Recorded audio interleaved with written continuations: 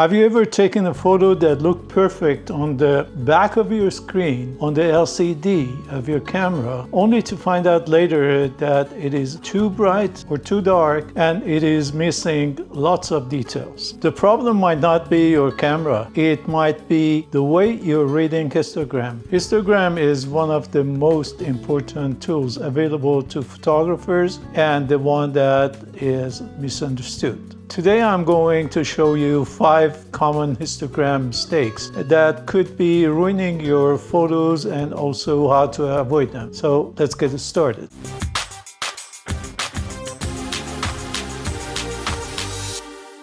Mistake number 1 is just trying to center every histogram. One of the biggest myths in photography is that histogram has to look like a mountain with the peak in the center. But that is not true. That is not how a histogram works. A histogram simply shows the distribution of the tones in your image. And don't forget that different scenes can naturally produce different histogram shape. For example, a snowy scene naturally is going to have a histogram that strongly leans toward the right of the histogram. And when you're shooting a night scene, naturally the histogram is going to lean toward the left side of the histogram. To understand this concept, let's go and watch a very short video clip.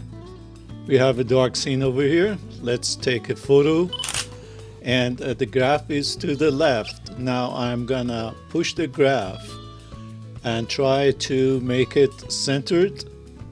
Take a photo and we're gonna see that the image is overexposed. Let's try the same thing with a bright scene.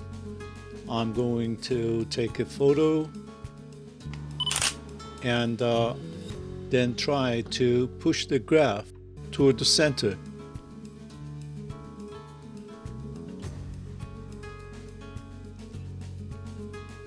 And we get an underexposed image.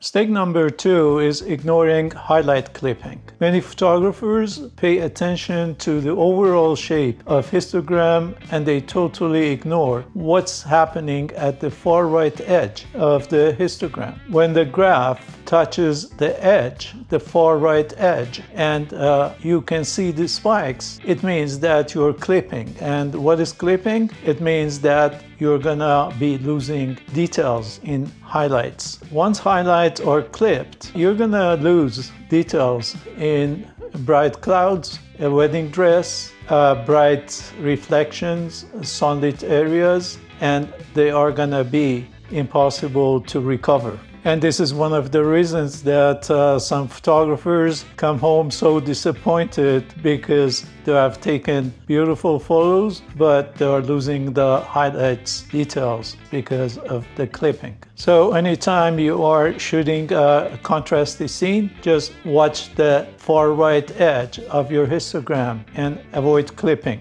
That's gonna help you to bring back all the details in highlights. When you're photographing a bright scene or a contrasty environment, just shoot in RAW. Do not shoot in JPEG, because in JPEG you cannot bring back the details in post-processing.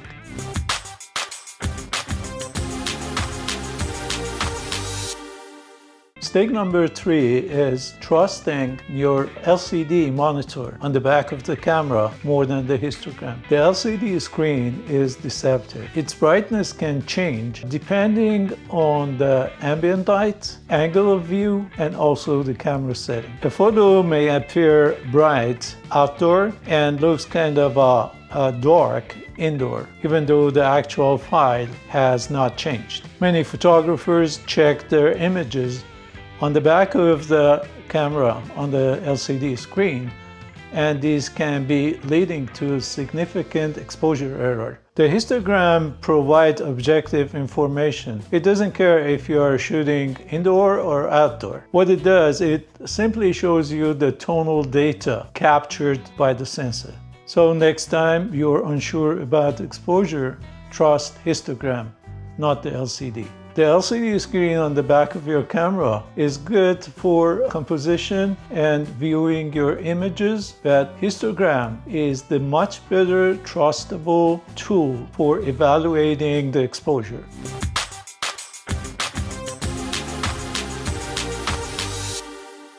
Most photographers use only standard luminance histogram. While it is very useful, but it doesn't tell the whole story. Your image may look well, but individual color channels may be clipping. For example, you're taking a photo of a red rose and the image looks fantastic, but the red channel is clipping. And the clipping is gonna cause color loss and the strange looking highlights. Many cameras allow you to display RGB histogram. They can show you the red channel, green channel, and blue channel. If your camera offers this, just start using it. RGB histogram can provide much more accurate picture than what you get using the luminance histogram.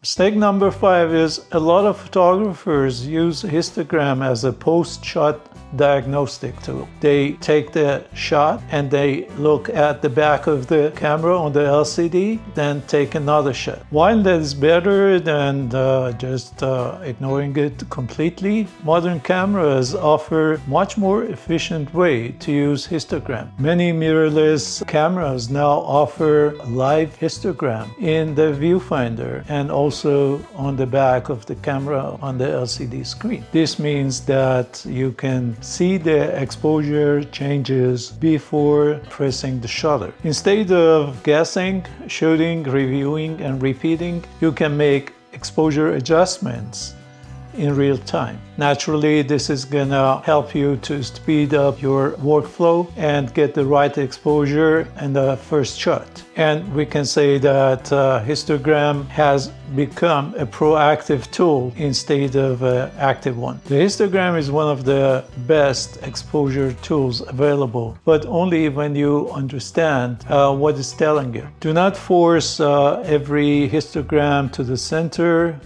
Watch for clipping. Trust the histogram more than the LCD. Pay attention to the RGB histogram when possible, and use live histogram before taking the picture, but not after that. Just avoid these mistakes, and your photography and exposure decision making is going to be in the next level. Thank you so much, guys, for watching the video. I hope you found it useful. If you did, hit the like button and subscribe to the channel. By subscribing, you support me and give me the motivation to make these videos. I post every week on Monday or Tuesday, and by subscribing, you won't miss any of the upcoming videos. If you have any questions, just leave it in the comments. I'll be more than happy to answer them. And as usual, take good care of yourself.